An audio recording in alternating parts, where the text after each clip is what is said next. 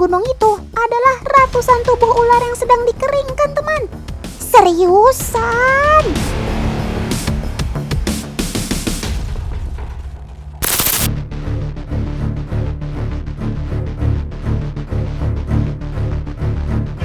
Kali ini Detektif Otan sedang menelusuri tempat pengolahan kulit ular di Jawa Barat, teman. Sebagian besar masyarakatnya berprofesi sebagai pengolah kulit ular. Tapi setelah Otan tanya sana sini muter-muter seharian, akhirnya cuma ketemu 1-2 saja pabrik pengolahan kulit ularnya. Rupanya sejak pandemi COVID-19, harga kulit ularnya anjlok turun drastis.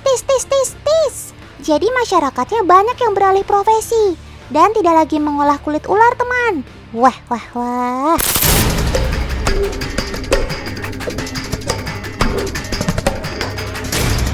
Meski demikian, di sini Otan tetap lihat ada ratusan ular yang sedang diolah dalam sehari. Kebanyakan yang Otan temukan, kulitnya berasal dari jenis ular lanang sapi, ular kadut, kobra, ular cincin emas, dan sanja.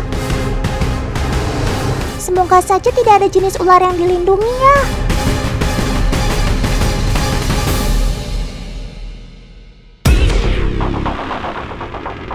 Kulit ular memang punya corak yang luar biasa indah, teman. Jadi tidak heran kalau industri busana internasional menjadikan kulit ular sebagai komoditas bernilai tinggi dan menambah devisa negara. Kulitnya bisa dijadikan beragam hiasan busana, seperti tas, sepatu, dompet, dan lain sebagainya. Tidak main-main, sebuah tas kulit ular merek Itali dihargai puluhan juta rupiah loh. Dengar-dengar, Indonesia adalah salah satu negara eksportir kulit ular yang terbanyak di Asia Tenggara.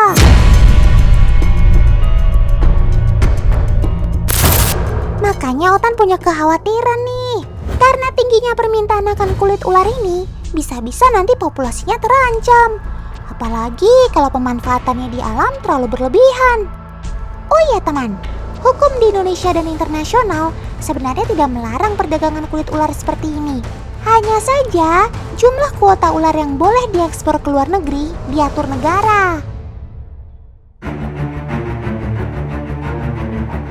Meskipun ularnya bukan jenis yang dilindungi, tetap saja diperlukan izin penangkapan atau perburuan, pengangkutan, hingga penjualan untuk para pelaku usahanya, alias tidak boleh kalau sembarangan.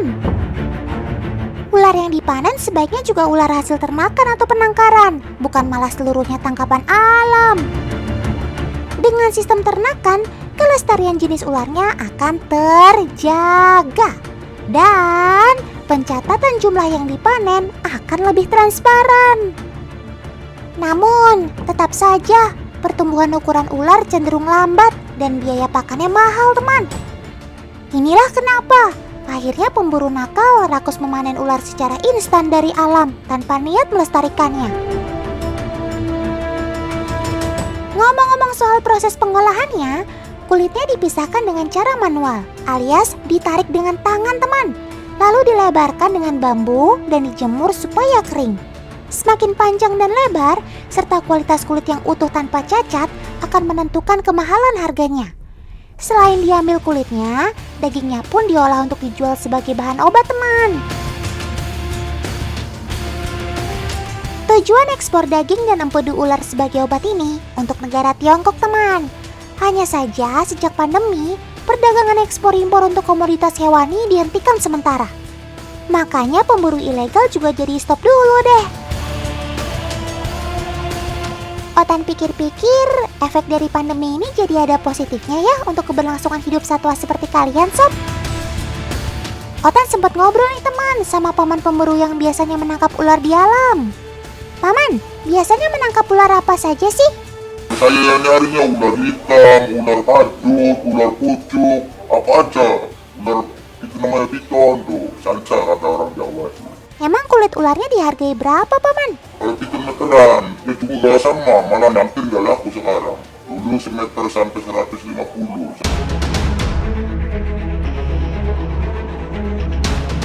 Apa? Harganya cuma segitu? Otan bener-bener prihatin. Jadi tas kecil aja kan harganya bisa juta-jutaan.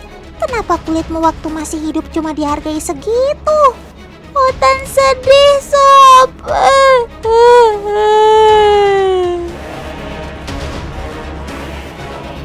Tapi apa boleh buat, paman-paman pemburu ini juga menggantungkan hidupnya dengan usaha ini.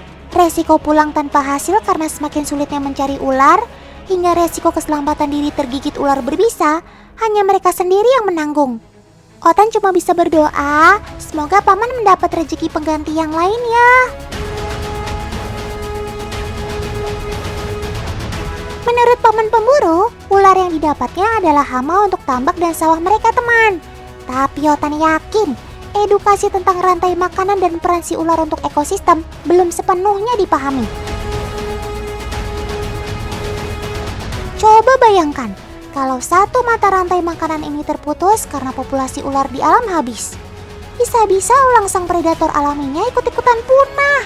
Tikus yang jadi hama padi jumlahnya jadi membludak. Terus, pak petani nggak bisa panen. Kalau nggak ada nasi, kita makannya apa?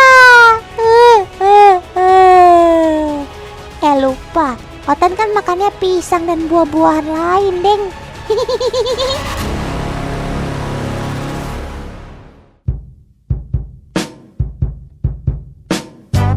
Nah, ngomong-ngomong soal solusi, kalian tahu tidak? Ternyata ceker ayam memiliki keindahan menyerupai kulit reptil loh. Iya, ceker ayam. Kalian gak salah denger kok. Wah. Teman di rumah masih gak percaya? Nih, Otan kasih intip hasilnya. Om Editor, coba di play gambar cantiknya.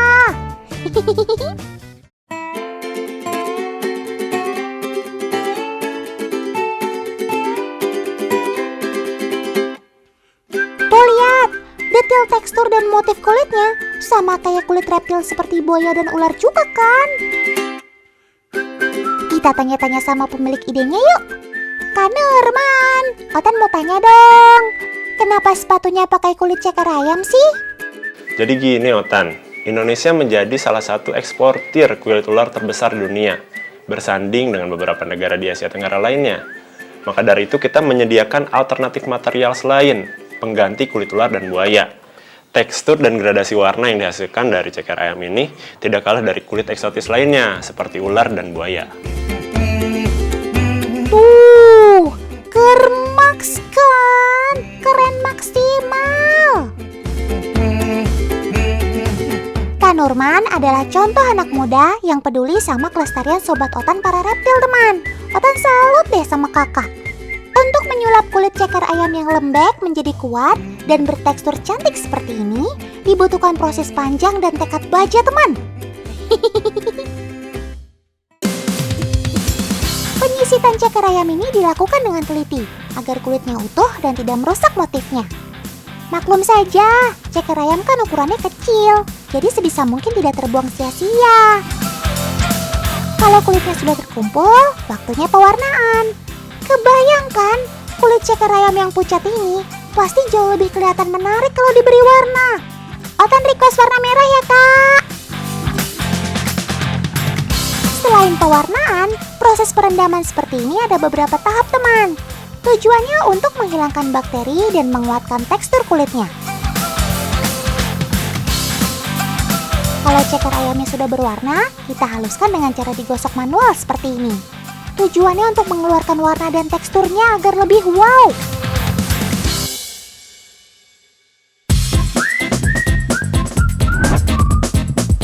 Buat kalian yang masih penasaran kuat tidaknya kulit ceker ayam yang sudah disamak seperti ini, nih udah ada agen Otan siap mengujinya. Kak Bella sudah siap membawa beban untuk ditahan si kulit ceker ayamnya.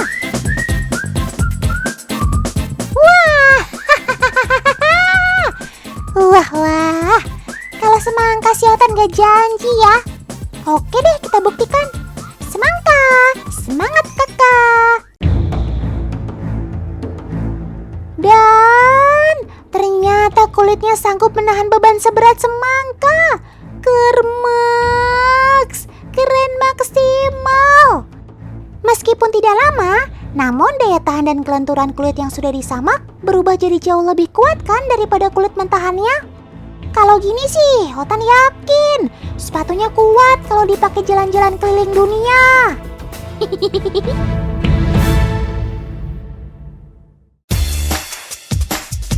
Kembali ke proses pembuatan sepatunya. Ceker ayamnya harus disusun menjadi pola dan dijahit seperti ini, teman.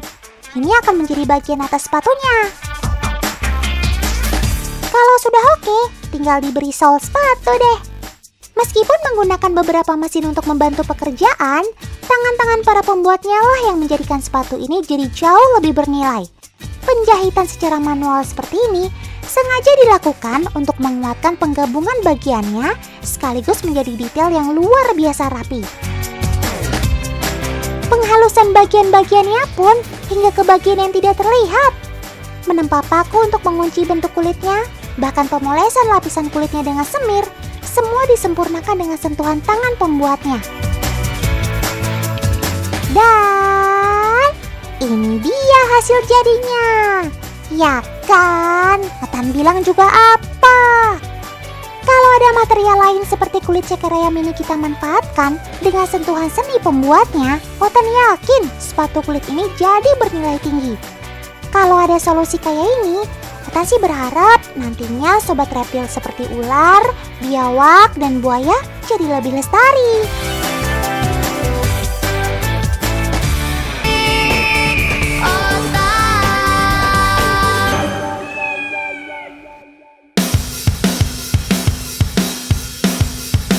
Wih, Pak Ade Dudit, Otan ikut dong.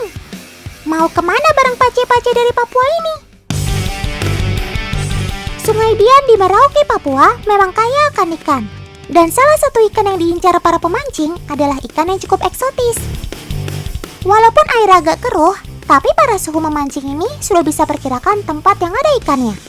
Ikan yang menjadi sasaran biasanya menunggu mangsa di tepian sungai yang ada tumbuhan airnya. Wuhui! Tuh kan, benar saja. Umpan berhasil disambar. Ikannya melawan dengan sengit rupanya. Dan wow, ia melompat. Untung saja Pak Ade Dudit sangat sigap. Dan ikan akhirnya berhasil dinaikkan ke perahu. Ini dia ikannya. Orang setempat menyebutnya kaloso. Tapi kita mengenalnya dengan nama arwana Papua atau arwana jardini atau juga saratoga. Ikan ini tersebar di Pulau Papua dan juga bagian utara benua Australia. Ikan ini termasuk ikan yang peka terhadap perubahan lingkungan. Biasanya di alam, mereka hanya bisa hidup di sungai-sungai yang bersih dan terjaga kelestariannya. Seperti halnya di Papua ini. Pantas saja Pak Ade Dudit sampai jauh-jauh memancing ke sini.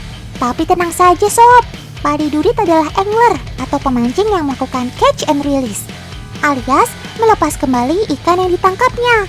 Dengan begitu, keberadaan ikan-ikan langka seperti ini di alam tetap bisa lestari dan terjaga. Cakep!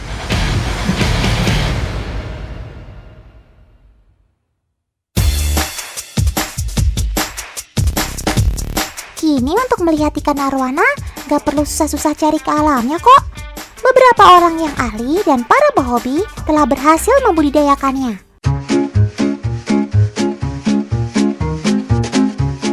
Wah, ternyata paman ini sedang mengoperasi mata ikan arwana. Ya ampun paman, Otan kira paman penjahat. Maafin Otan ya paman. Tapi ada apa dengan matamu sob? Walah, ternyata mata kamu juling toh. Teman di rumah mau tahu kenapa mata sobat Otan jadi seperti ini?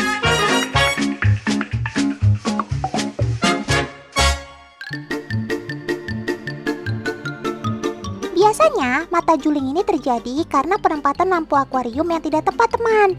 Lampu yang berada di atas akuarium persis membuat arwana jadi terlalu silau, sehingga matanya akan cenderung ke bawah. Kalau dibiarkan terlalu lama, maka mata arwana akan terus menghadap ke bawah seperti ini. Kasihan ya. Makanya, teman-teman di rumah kalau pelihara ikan, pastikan lampunya ditaruh di belakang akuarium ya. Jangan tepat di atas akuarium.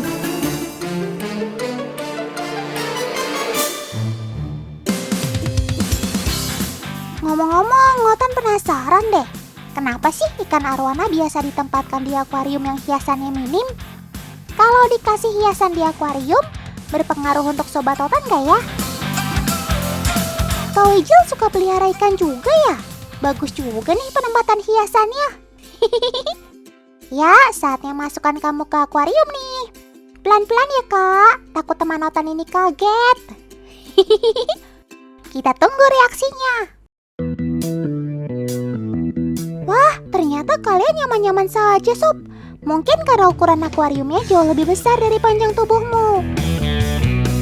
Penggunaan hiasan pada akuarium memang indah dipandang mata, tapi tidak semua hiasan itu membuat arwana menjadi nyaman. Panjang arwana bisa mencapai 50-60 cm teman. Hiasan yang berlebihan bisa mempersempit ruang gerak arwana. Sama seperti teman-teman kalau pakai baju kesempitan, arwana juga bisa merasa sakit kalau rumahnya terlalu penuh. Salah-salah, bagian tubuhnya bisa tersangkut di hiasan, atau ekornya patah. Makanya, kalau teman-teman ingin pelihara ikan air tawar ini, sediakan akuarium yang ukurannya 2 kali panjang tubuhnya, supaya ia mudah untuk bermanuver. Kalau ingin akuariumnya terlihat cantik dengan banyak pernak-pernik, jangan lupa perhatikan kenyamanan ikan ya teman.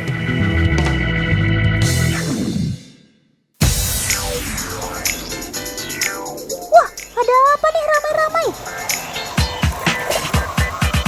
Walah, ternyata lagi panen arwana tuh. Heits, jangan salah ya teman.